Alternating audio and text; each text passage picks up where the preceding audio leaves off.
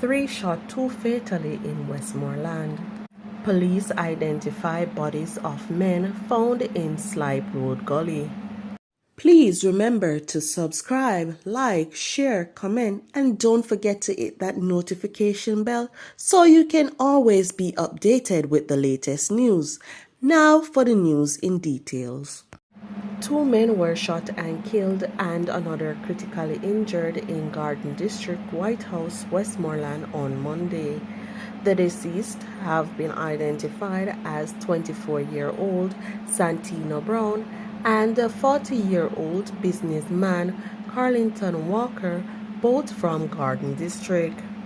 Police reports indicate that Mr. Brown and Mr. Walker were standing along a roadway after offering support to a friend whose wife had recently died when a gray Toyota Axio motor vehicle pulled up.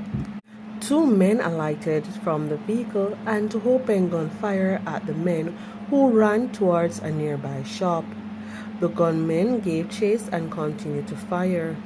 Mr. Brown subsequently collapsed in front of the shop and the gunmen escaped in the vehicle. When the police arrived, Mr. Brown was seen lying in a pool of blood with what appeared to be gunshot wounds to the head, neck, and chest. Mr. Walker received gunshot wounds to his chest. A third man who was a customer at the shop at the time of the incident received gunshot wounds to his right leg and abdomen. All 3 were transported to hospital where Mr. Brown and Mr. Walker were pronounced dead. The third man was admitted in serious condition. Police have confirmed the identities of 2 men found dead in a gully on Slipe Road in Kingston on Monday. They are 29-year-old Akeem Thomas, otherwise called JJ, of Linster District, St. Mary, and 17-year-old Troy Dixon, otherwise called Moja or Momo, a student of Lincoln Avenue, Kingston 13.